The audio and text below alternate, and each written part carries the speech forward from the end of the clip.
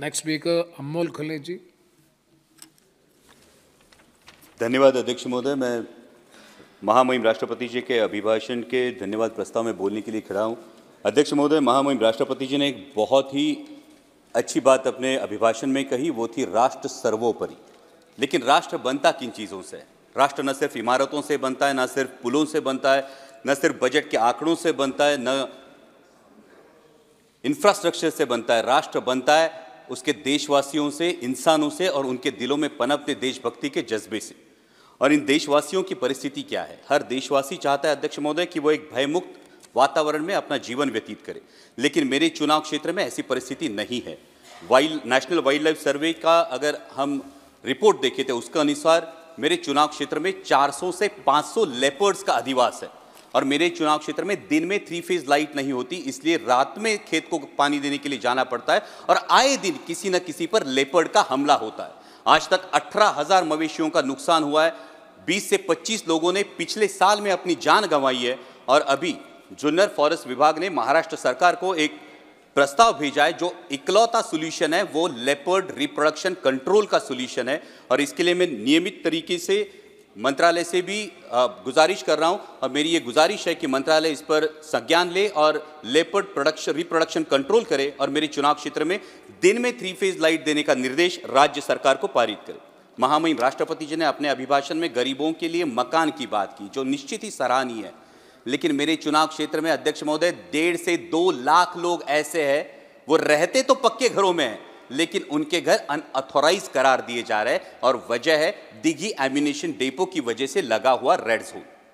महामहिम राष्ट्रपति जी ने कानूनों में सुधार की बात की और समय के साथ हर किसी को बदलना चाहिए।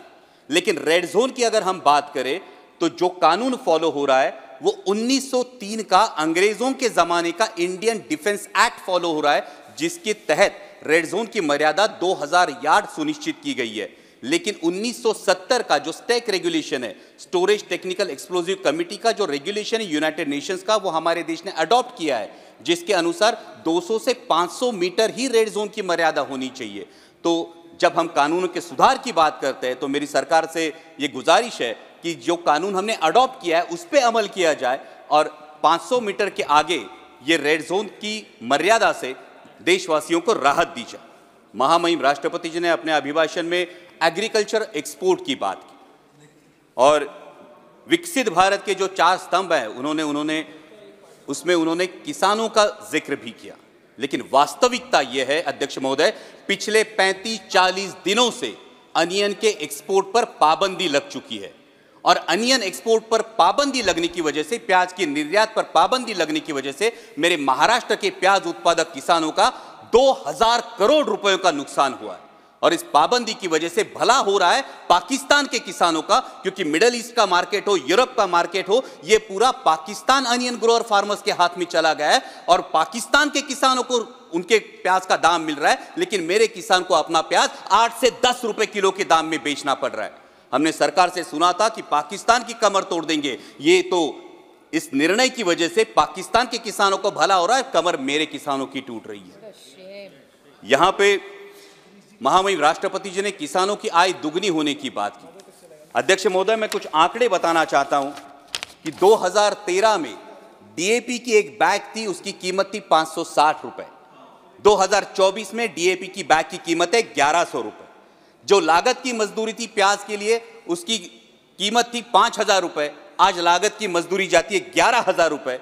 आज 2013 में प्याज बिक रहा था 20 रुपए किलो में, आज प्याज बिक रहा है 8 से 10 रुपए किलो में। 2013 में सोयाबीन बिक रहा था 6000 रुपए क्विंटल के दरों में, आज सोयाबीन बिक रहा है 4500 रुपए क्विंटल के दरों में। तो किसान की आय दुगनी हुई या 2 गुने से ज्यादा घट गई है?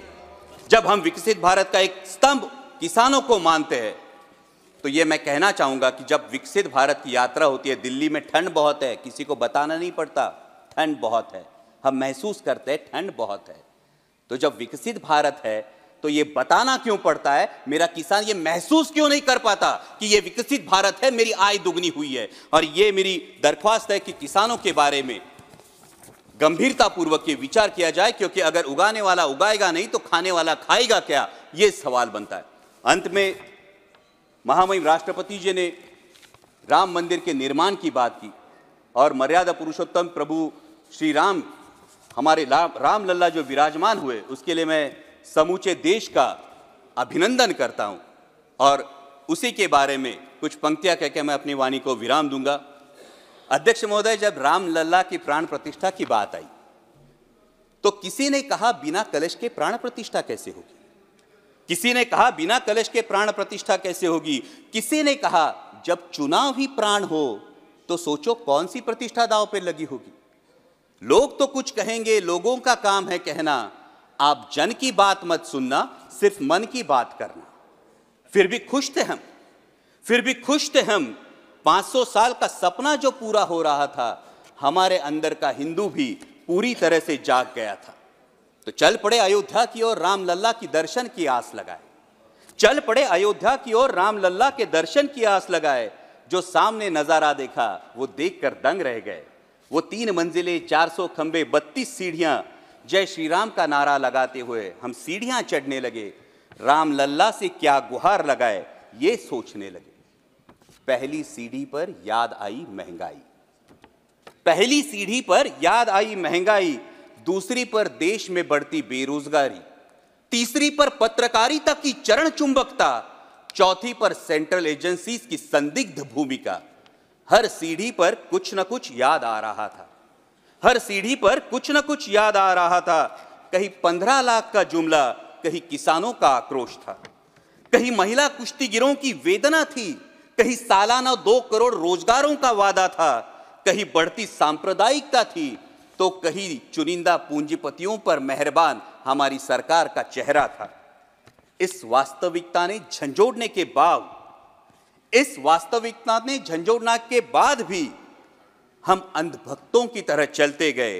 होश तो तब संभाला जब राम लल्ला के दर्शन हुए। हमें नतमस्तक देख राम लल्ला मुस्कुराते हुए बोले, हमें नतमस्तक देख राम लल्ला मुस्कुराते हुए बोले, मैं कल भी था, आज भी हूं, कल भी रहूंगा। जितना इस मंदिर में हूं उतना ही तुम्हारे मन में रहूंगा। लेकिन याद रखना हमेशा, लेकिन याद रखना हमेशा, मैंने त्रेता युग में रामराज जलाया था, तुम कलियुग में जीते हो जहां संविधान ने गणराज जलाया है। धर्म समाज का किनारा जरूर है, धर्म समाज का किनारा जरूर है, लेकिन देश एक बहती धारा है। किनारे को धारा के बीच में लाया तो प्रवाह अड़ जाता है, प्रगति के पथ से हट जाता है। इसलिए धर्म का ठेकेदार नहीं, पहरेदार बनना चाहिए। इसलिए धर्म का ठेकेदार नहीं, पहरेदार बनना चाहिए। तुम रहो न रहो, वो रहे न रहे, ये देश रहना चाहिए, देश का संविधान रहना चाहिए, देश का लोकतंत्र रहना चाहिए, ये देश रहना चाहिए। जय हिंद, धन्यवाद। धन्यवाद।